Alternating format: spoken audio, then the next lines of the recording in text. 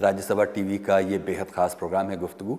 और गुफ्तगू में आज हैं हमारे साथ जाने माने मूर्ति शिल्पकार और national gallery of modern art के डायरेक्टर जनरल अद्वैत गणनायक।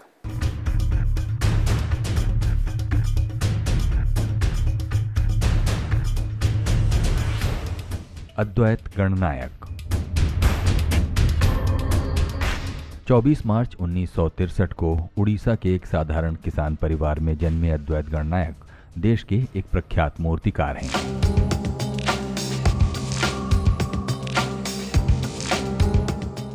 नई दिल्ली स्थित गांधी संग्रहालय में घुसते ही बाईं ओर गांधी जी के दांडी मार्च को दर्शाती एक विशाल मूर्तिकृति है।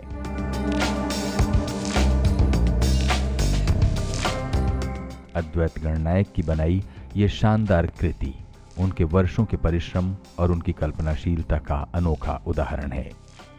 अद्वैत गणनायक ने पत्थर को तराश कर ये विशाल मूर्ति बनाने से पहले गहन शोध और विचार किया और आखिरकार ऐसी रचना पेश की जिसमें गांधी जी के व्यक्तित्व और उनकी एक पुकार पर होने वाले करिश्माई जन उभार को मूर्त रूप दिया गया है।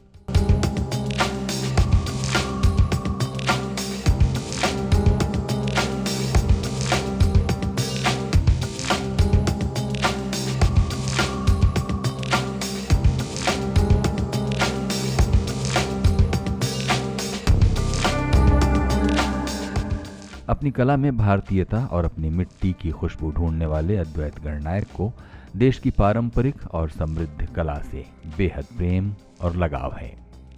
दिल्ली कॉलेज ऑफ आर्ट से एमएफए करने के बाद लंदन विश्वविद्यालय के slate school of fine art से मूर्ति कला में उच्च शिक्षा ग्रहण करने वाले अद्वैत गणनायक यूरोप के कई देशों में घूम घूम कर स्कल्पचर्स बनाते रहे हैं।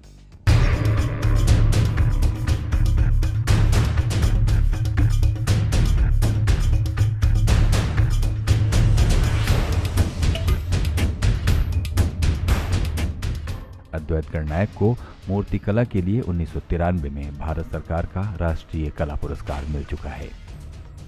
यूरोप के करीब दर्जन भर देशों में अपनी मूर्ति कला का लोहा मनवाने वाले अद्वैत गणनायक खुद बेहद सादगी से रहना पसंद करते हैं। 55 वर्षीय अद्वैत गणनायक की कलाकृतियों को सिर्फ देश ही नहीं बल्कि विदेश में भी सहेज कर रखा गया है।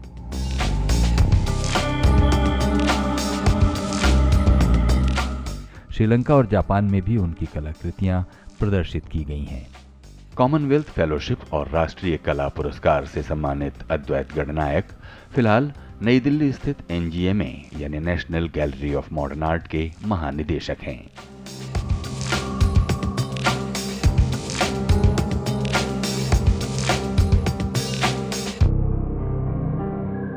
बहुत बहुत स्वागत है। थैंक यू, नमस्कार। हमको बताइए अद्वैत जी के ये जो मूर्ति शिल्प की मूर्ति कला के क्षेत्र में आपके जो आरंभिक रुचियां थीं वो कब और कहाँ विकसित होना शुरू हुई? वैसे मूल तो मैं गांव का हूँ और इतना इंटीरियर है कि वो ढेंकानाल मेरा जगह है जहाँ मैं अभी। ढेंकानाल जो कि उड़ीसा में? उड़ीसा जी। और वहाँ जंगल का अंदर मेरा गाँव है, छोटा सा गाँव है, उसका गाँव नेवलोपोई उसका नाम है। तो वहाँ पर एक्चुअली मैं हमेशा माता जी का साथ घूम रहा था। तो ऐसे माता जी क्या करती है ना, वो सुबह उठ के थोड़ा रंगोली है, वो कुछ पूजा, ये सारी प्रोसेस उनका बहुत है। और कहाँ वो रास्ता में जाते हैं ना, वहाँ जंगल है, मेरा गांव पूरा जंगल है। तो जंगल का अंदर कहाँ जाते हैं ना, पत्थर देखते हैं ना, उसको थोड़ा सिंदूर लगा देती हैं, उसको भी नमस्ते करती है, पेड़ को भी पूजा करती हैं। तो हर जगह में है ना, वो मेरे को कुछ समझ में नहीं आ रहा था उस टाइम। तो लेकिन कुछ अजीब सा फील हो रहा था कि नहीं ये सारी चीज़ हो रहा है।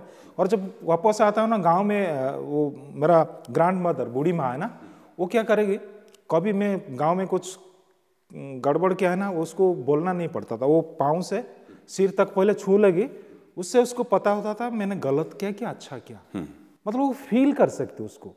तो मेरा माता जी का वही था, वो हर चीज़ को फील करते थे, पेड़ हो, पत्थर हो, पानी हो, हर जगह में वो सारी चीज़ें वो फील करते थे। मेरे को उस टाइम समझ में नहीं आया। फिर जब मैं पढ़ाई किया, एक्चुअली वहाँ से पढ़ाई करना भी बहुत मुश्किल है, क्योंकि गांव उस तरह का गांव से आप आएंगे तो शहर आना पड़ेगा भुवनेश्वर, तो वहाँ पढ़ाई का कुछ जो आर्ट का बारे में बता रहा हूँ। तो एक्चुअली घर में सोचे कि बहुत बड़ा इंजीनियर डॉक्टर ऐसा ही होगा, तो इसलिए साइंस पढ़ा है मेरे को, क्योंकि स्कूल में, और गांव में स्कूल नहीं होता तो वहाँ दूर जाना पड़ता है साइकिल में आपको, कि कब ऐसे तो 5-7 किलोमीटर पैदल में जाना पड़ता है, वो पानी वगैरह सारी पार होके स्कूल।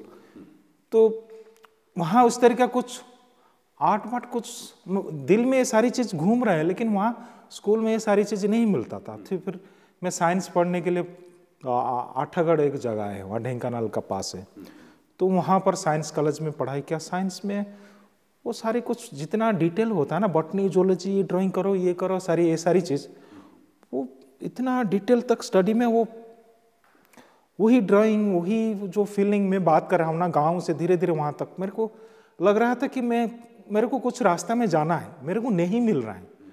तो अचानक एक प्रोफेसर मेरे को लेके वो कुछ भी बताया कि इस तरह का कॉलेज भी होता है, पढ़ाई भी होता है आर्ट के बारे में। आप गांव से आए होंगे, आप कैसे सोचे होंगे, उसका बारे में पढ़ाई भी होता है। वो सुनने के बाद धीरे धीरे मेरा इच्छा हो कि नहीं चलो देखते हैं उसको कैसे होता है, और मैं देखने के लिए गया और फिर वापस नहीं आया। तो इस तरह का एटमॉस्फेयर एक्चुअली बचपन में ये सारी चीज़ घूम रहा था, और अभी भी मेरे को लगता है वो बचपन में जो चीज़ माता जी ने मेरे को बताया था ना, अभी इसको प्योरली मैं फील कर रहा हूँ और वही काम कर रहा हूँ। मैं कुछ ऐसे बहुत बड़ा काम नहीं कर रहा हूँ, जो उसी टाइम बताया था ना उसी को, वो जो पत्थर का बारे में बताया था कि अभी मैं उसको फील कर रहा हूँ, हमारा प्लानेट में कैसे पत्थर क्या है। सबसे मेरे को लगता है सबसे मैं जो फील करता हूँ, सबसे ओल्डेस्ट फैमिली मेम्बर हमारा पत्थर है। उसको सब कुछ हमारा बारे में पता है, कैसे ये प्लानेट में हम क्या किया अभी तक, और एक विटनेस है। इसीलिए मैं बार बार भी बोलता हूँ, कोई भी एक जगह स्पिरिचुअल प्लेस जाते हैं, वहाँ पर वो पत्थर, जैसे मेक्का में जाएंगे ना, छोटा सा ब्लैक स्टोन है ने? लोग इसको समुद्र जैसा घूमते हैं, उसका चारों तरफ आप फील करेंगे एक वाइब्रेशन जैसा, क्योंकि करंट फ्लो कर रहे हैं, जैसे छोटा सा पत्थर को किस करने के लिए, तो कुछ तो कनेक्शन है।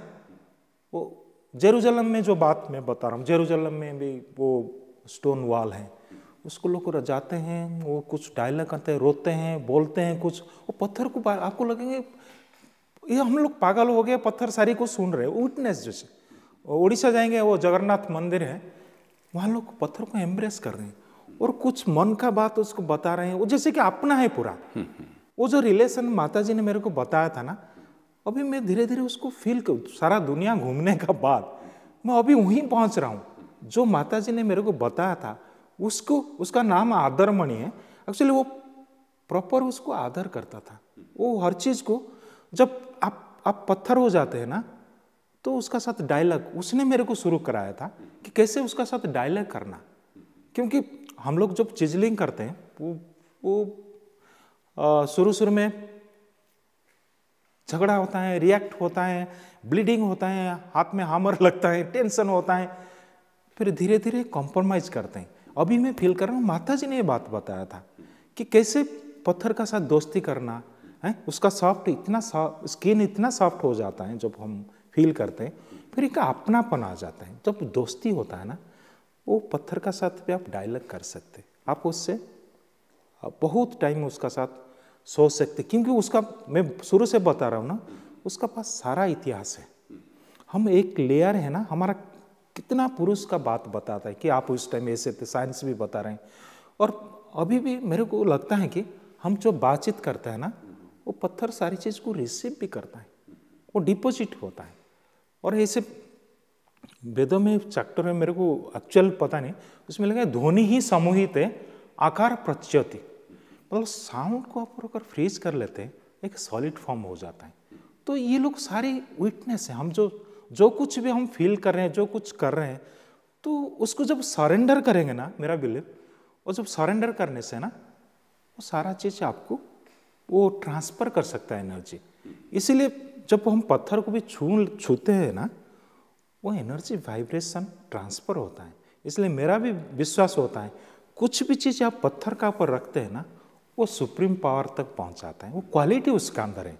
तो ये सारी चीज़ जो माता जी मेरे को घुमा के ले रहा था, मेरे को कुछ समझ में नहीं आ रहा था, ये तो वो क्या है पागल है, जिसको पत्थर है, पेड़ है, पानी है, ये सारी। लेकिन आज उसको मैं फील कर रहा हूँ, वो जो बताए थे ना वो रियल आर्ट है, उसको हम झूठ मूठ नहीं कर सकते, वो प्योर है, उसको आप फील कर सकते।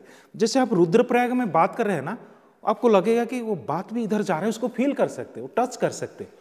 वो सारी चीज़ एक्चुअली वो इतना सिंपल होते थे, वो उसको एक्चुअली उनके लिए कोई शब्द का जरूर नहीं था, वो उसको फील करते थे। तो आज भी मैं रिपीटेडली बोल रहा हूँ कि आज भी मैं उसको इतना पढ़ाई करने का बाद, इतना बड़ा दायित्व में रहने का बाद, वो मेरे लिए सबसे इम्पोर्टेंट है। और उसी बेस में अभी भी मैं जो काम कर रहा हूँ, उसी बेस में काम कर रहा हूँ। और मैं सारा दुनिया घूमने का बाद फिर उड़ीसा में चला गया। आप सोचिए कि एक्चुअली जो बार बार आपको हमरिंग करता होगा ना, और वहाँ खींचता है हर चीज़।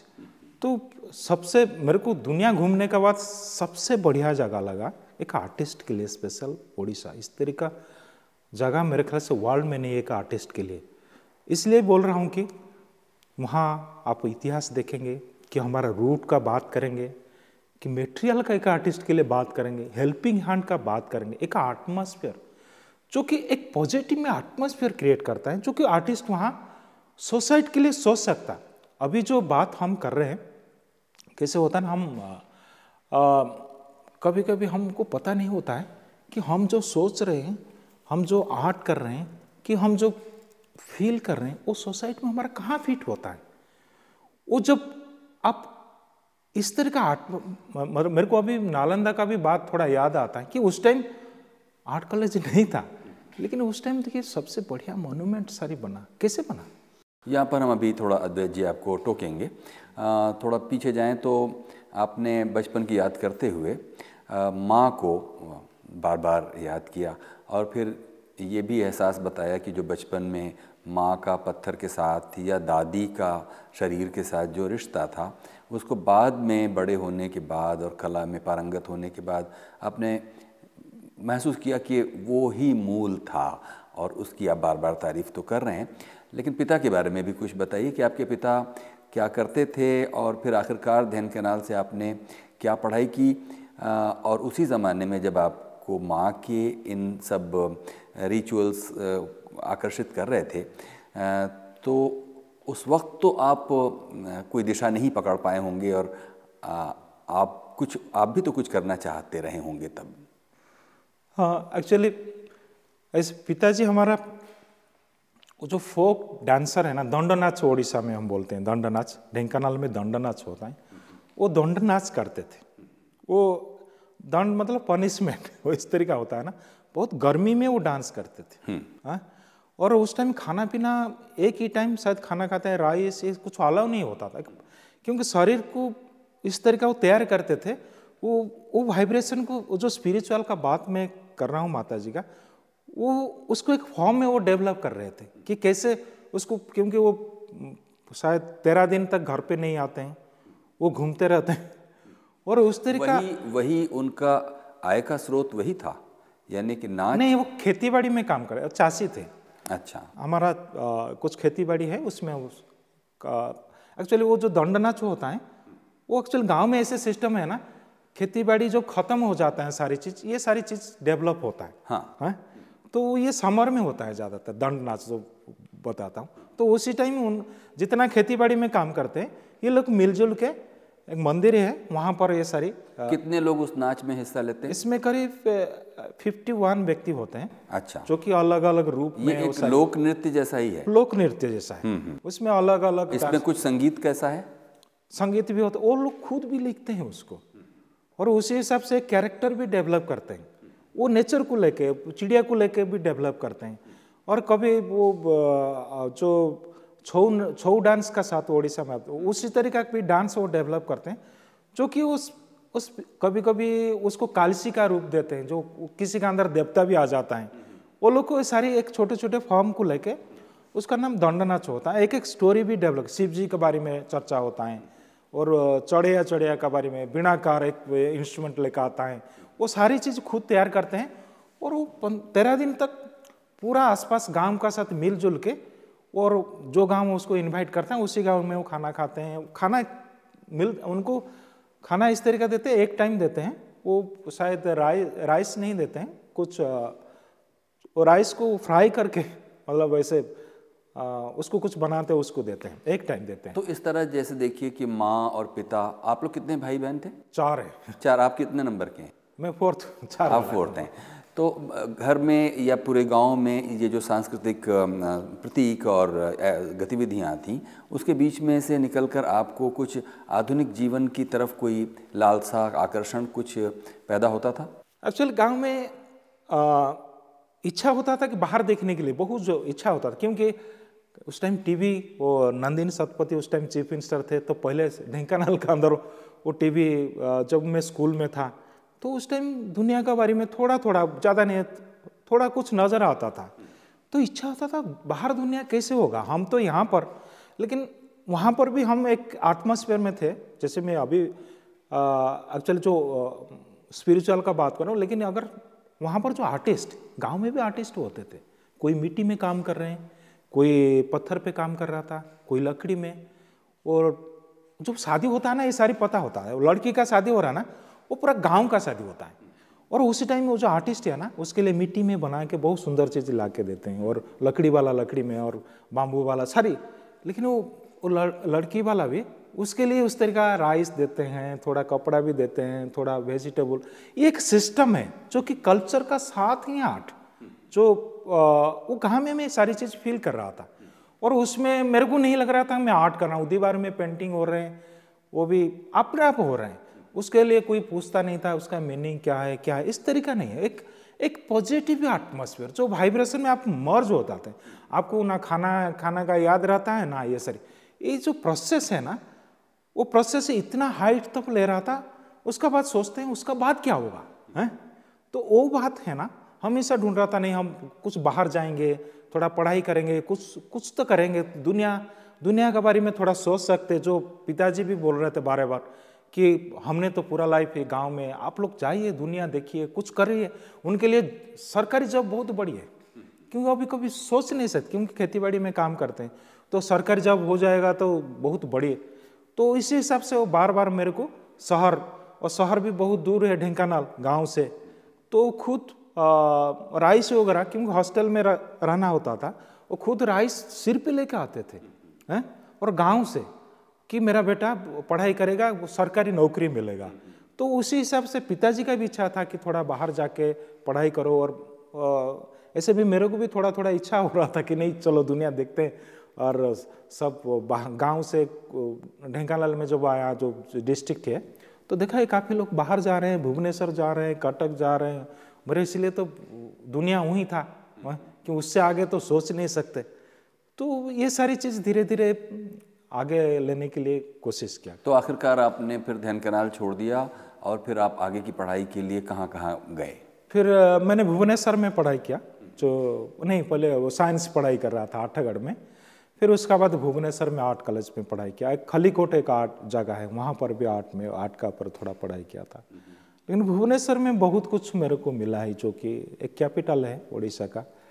और ऐसे कि उस टाइम इच्छा हुआ कि हमको ऐसे होना चाहिए कि थोड़ा लंदन का बारे में, थोड़ा दुनिया का बारे में, क्योंकि ये उड़ीसा का कैपिटल है। मेरा इच्छा हो रहा था कि नहीं, वो भारत का कैपिटल को हम जाना चाहिए। उस टाइम में हम पढ़ाई कर रहे थे हिस्ट्री में, वर्ल्ड का कैपिटल लंदन होता था, तो वहाँ भी देखना चाहिए। तो ऐसे बहुत इच्छुक, क्योंकि भुवनेश्वर होने के बाद थोड़ा हमको थोड़ा पेपर में, थोड़ा मैगजीन में, ये सारी चीज़ कुछ ना कुछ मिलता था। कोई बाहर से आ रहे हैं, उससे भी हम इंटरेक्ट कर रहे हैं, अरे भाई कैसा है दुनिया, कैसे क्या चल रहे हैं, आर्ट फील्ड में क्या हो रहे हैं। थोड़ा उस टाइम हम थोड़ा मूव भी कर सकते थे, क्योंकि भुवनेश्वर आने के बाद थोड़ा BHU आ जाते थे, शांति निकेतन वहाँ नज़दीक है, शांति निकेतन चले जाते थे। तो उस टाइम भी दिल्ली भी आए कि यहाँ इस तरह का थोड़ा चांस मिला कि थोड़ा कम से कम ये आसपास घूमने के लिए, वो सारी हेल्प भुवनेश्वर में हुआ। अद्वैत जी, फिर हमारे पास थोड़ा वक्त का भी एक सीमा है, हमको बताइए कि जो हम लोगों के यहाँ की मूर्ति कला की जो परंपरा है भारत में, उसमें से कौन सी धारा के साथ आप ज़्यादा नज़दीकी महसूस करते हैं? मैं ज़्यादातर जो सिंबलिक हुआ में हमारा काम हुआ, जैसे आप शिवलिंग देखेंगे, actually male and female sex का कॉम्बिनेशन है, लेकिन किसी रूप से वो लोग प्रेजेंट किए सोसाइटी को, वो आपको रियलिस्टिक नहीं लगेगा, लेकिन आप उसको फील कर सकते। हम लोग जो देख रहे थे वो दीवार का पीछे क्या है, वो आर्टिस्ट उसको देख सकता था। जगन्नाथ का रूप देखिए कि मंदिर में कोई भी छोटा सा भी फॉर्म आप लीजिए, वो हमेशा नेचर का साथ कंपेयर किए। हर चीज, आंख होगा मछली जैसा आंख होगा, नाक होगा पैरोट का चोंच जैसा, कि लोटस जैसा फिंगर होगा। ये सारी चीज एक्चुअली हर चीज को लेके वो इस तरह का फॉर्म में कैसे कंपोज कर रहे थे,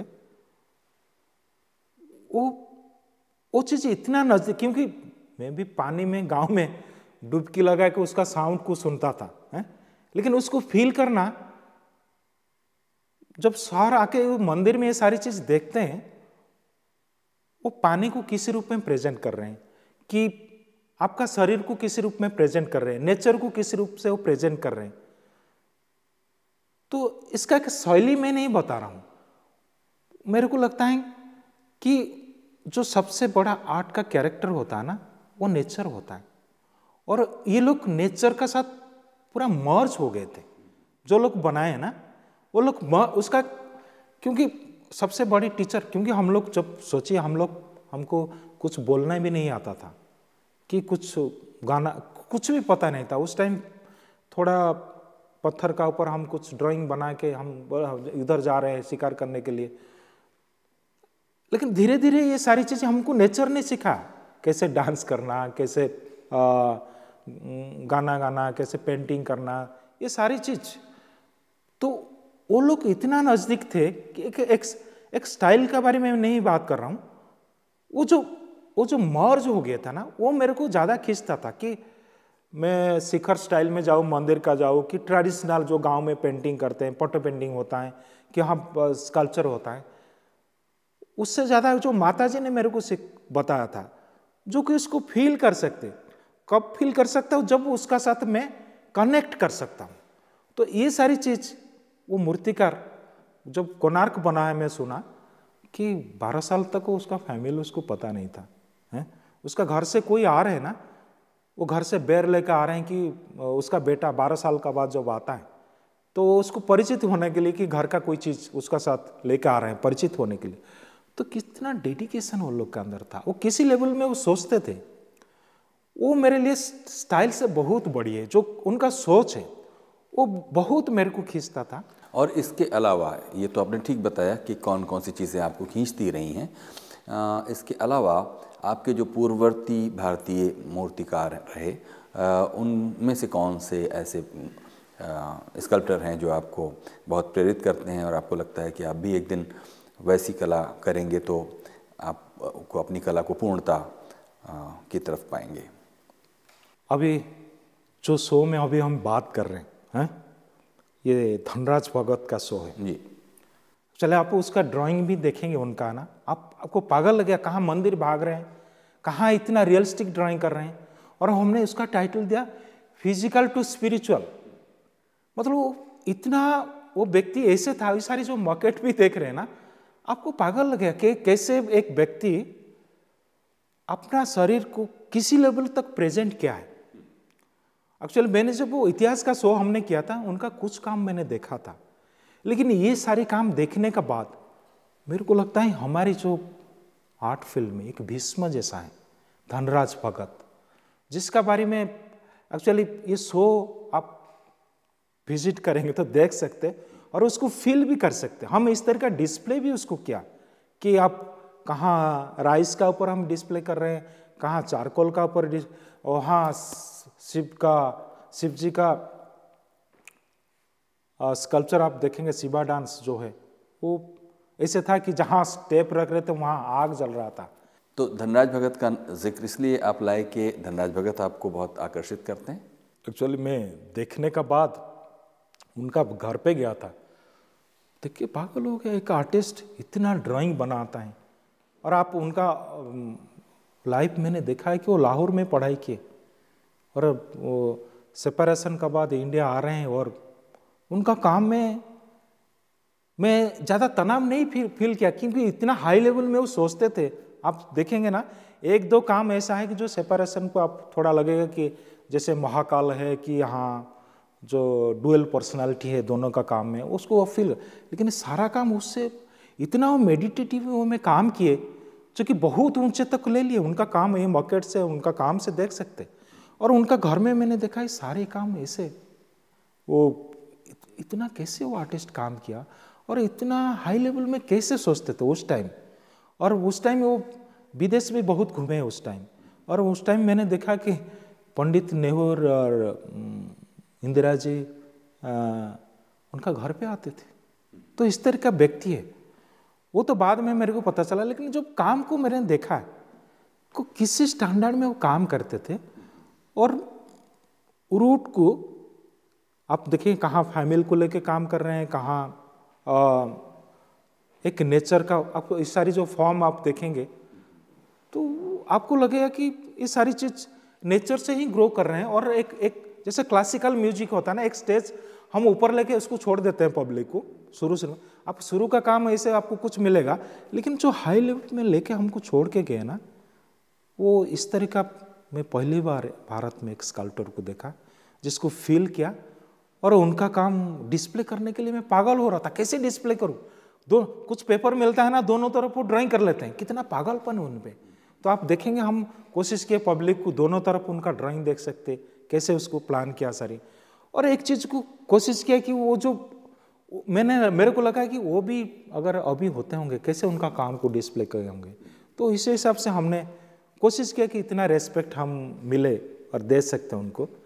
तो मेरे को वो एक्चुअली सचमुच एक भारत का मूर्तिकार बात करेंगे, एक भीष्म पितामह जैसा है। तो उनसे बहुत कुछ उनका ड्राइंग से सीखना पड़ता है। और स्टूडेंट के लोगों को इतना खुश है, एक प्रोसेस बनाते हैं, कैसे ड्राइंग बनाते हैं और कहाँ कहाँ जाके ड्राइंग बनाते हैं, उसको कैसे डेवलप करते हैं, कैसे एक मॉकेट बनाते हैं, मॉकेट से फिर एनालाइज करते हैं, वो सारे प्रोसेस, वो प्रोसेस उनका इंटरेस्टिंग है। वो जो रसगुल्ला का बात कर रहा हूँ उसमें आप फील कर सकते हैं। तो हम समझते हैं अद्वैत जी, ये जो प्रदर्शनी है धनराज भगत की, वो यहाँ करीब अगले 1 महीने तक और चलेगी। तो हमारे जो देखने वाले हैं वो, और जिनकी भी दिलचस्पी धनराज भगत के काम में है, वो national gallery of modern art में आकर इस प्रदर्शनी का आनंद उठा सकते हैं। बहुत बहुत शुक्रिया अद्वैत गडनायक, आपने हमारे लिए इतना समय। जी बहुत बहुत शुक्रिया, बहुत बहुत धन्यवाद। ये बात आपने हमारा पहुँचाया, ये बहुत बड़ी बात है। और स्पेशल धनराज भगत जी का बात मैं जो बोल रहा हूँ, और ये इतना अच्छा शो है, और यहाँ पर पब्लिक आए, मैं जो बात कर रहा हूँ उसको फील करे, उसको टच करे, किस करे, जो कुछ जो मैं बात कर रहा हूँ ये सारी चीज़ें आपको ही मिलेगा। और आप आएंगे तो national gallery of modern art बहुत खुश होगा। धन्यवाद, बहुत बहुत शुक्रिया। ये थे अद्वैत गडनायक, जो कि जाने माने मूर्तिकार और national gallery of modern art के महानिदेशक हैं। कुछ कहना चाहते हो प्रोग्राम गुफ्तगू के इस एपिसोड के बारे में, तो हमें लिखिए ज़रूर feedback.rstv@gmail.com पर।